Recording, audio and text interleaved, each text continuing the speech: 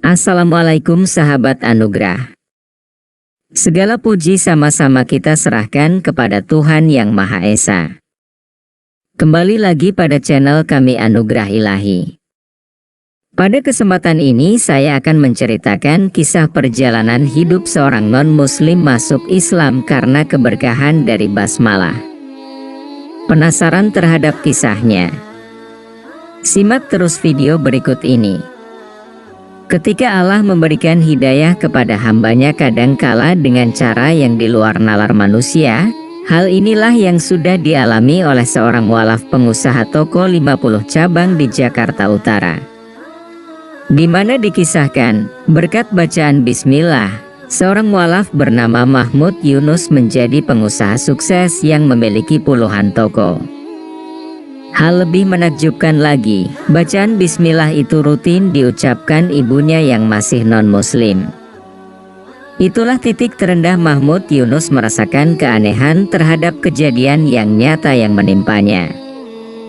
Kisah mualaf Mahmud Yunus yang masih keturunan Tionghoa ini bisa menjadi inspirasi.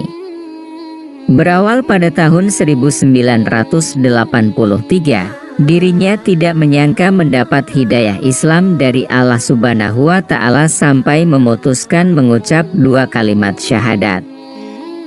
Berawal dari adik ibunda Mahmud Yunus yang memiliki toko di kawasan Petojo, Jakarta Utara. Saat ini tokonya Mahmud ada sekira 50 cabang berkat ibunya selalu membaca Bismillah setiap pagi. Tiap-tiap dibuka toko itu dia baca Bismillah, tapi belum Islam.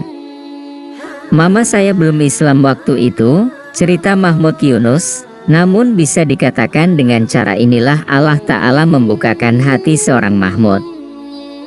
Keajaiban lainnya dari bacaan Bismillah bahkan dialami saat kepala Mahmud Yunus terluka dan ibunya coba mengobati.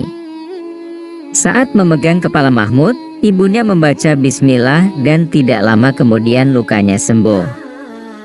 Pada dasarnya bacaan Bismillah apabila seseorang mau mengamalkannya dengan penuh keyakinan kepada Allah, maka bisa menjadi pembunuh racun pada apapun makanan dan minuman yang kita cicipi.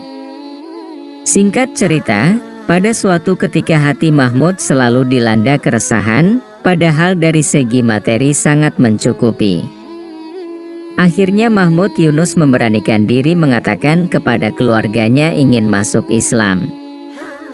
Karena setelah beberapa kejadian yang menimpa Mahmud tentang bacaan Bismillah yang selalu jadi berkah pada dirinya, membuat dia ingin mendalami Islam dan mengetahui tentang Islam. Namun, reaksi keluarga tidak mendukung. Bahkan Mahmud diusir dari rumah. Dia pun pergi hanya berbekal pakaian yang melekat di tubuh. Alhamdulillah, Mahmud Yunus tidak hidup telantar. Dia masuk pesantren selama 5 tahun lamanya. Di sana Mahmud benar-benar dibimbing. Karena ajaran yang benar-benar meyakinkan tentang Islam adalah dengan mondok di pesantren, yaitu dengan berguru, bukan dengan meniru. Menariknya lagi, Mahmud bisa cepat menghafal ayat-ayat suci Al-Quran dan hadis.